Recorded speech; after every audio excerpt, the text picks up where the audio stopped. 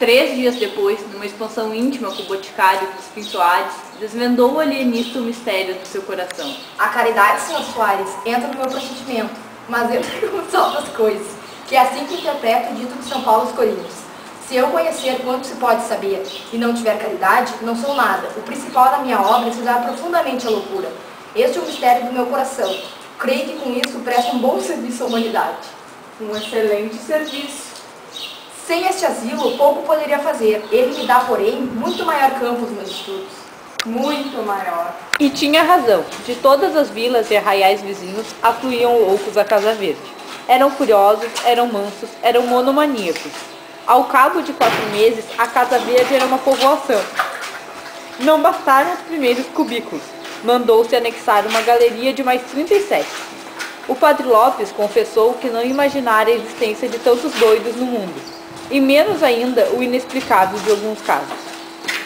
Por exemplo, um rapaz bronco e vilão, que todos os dias depois do almoço faziam regularmente um discurso acadêmico. O vigário não queria acabar de crer que um rapaz que ele vira 3 meses antes jogando peteca na rua.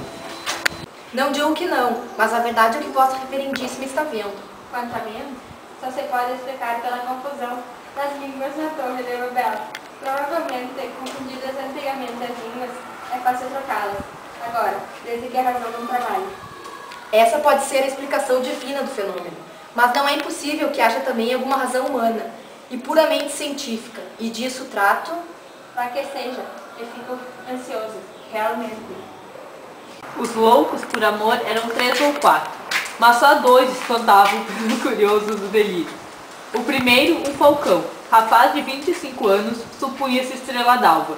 Abria os braços e alargava as pernas, para dar-lhe certa feição de raio. E ficava assim horas esquecidas, a perguntar se o sol já tinha saído para recolher-se. O outro andava sempre à roda das salas ou do pátio, ao longo dos corredores à procura do fim do mundo. Era um desgraçado a quem a mulher deixou por seguir um peralvilho. Ele matou-os a ambos, com os maiores requintes de crueldade. O ciúme satisfez-se, mas o vingado estava louco. Então começou aquela ânsia de ir ao fim do mundo à procura dos fugitivos.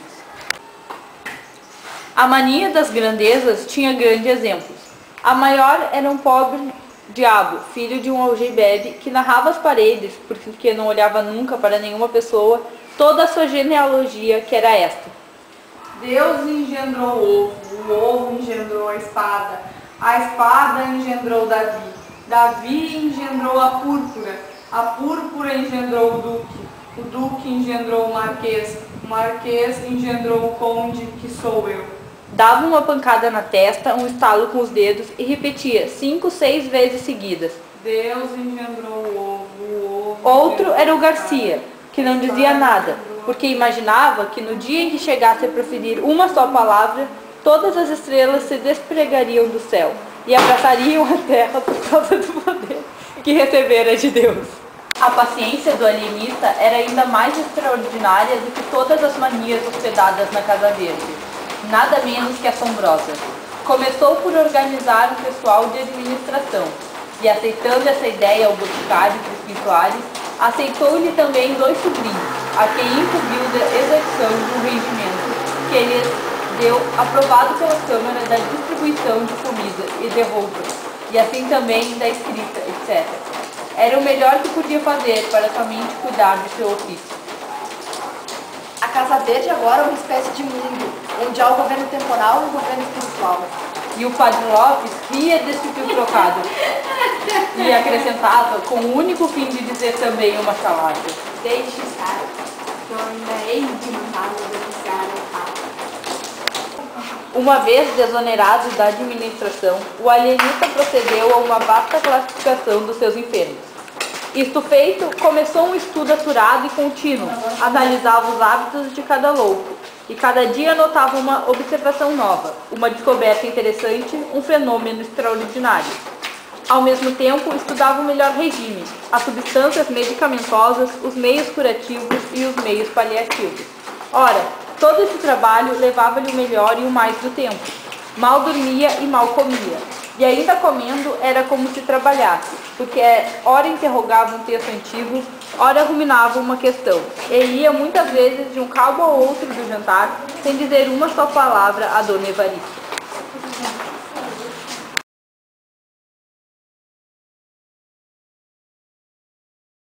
Três dias depois, numa expansão íntima com o boticário Crispim Soares, desvendou o alienista. 3 dias depois, numa expansão íntima com o boticário Crispim Soares, desvendou o alienista o mistério do seu coração.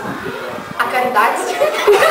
3 dias depois, numa expansão íntima... 3 dias depois, numa expansão íntima com o boticário Crispim Soares, desvendou o alienista o mistério do seu coração.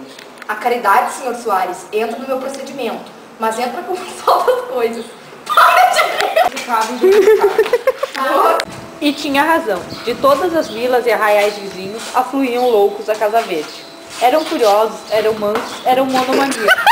Uma vez desonerado da administração, o alienista procedeu a uma vasta classificação dos seus enfermos. Dividiu, primeiramente, em 2 classes principais. E os meios paliativos. Ora, todo esse trabalho levava-lhe o melhor e o mais...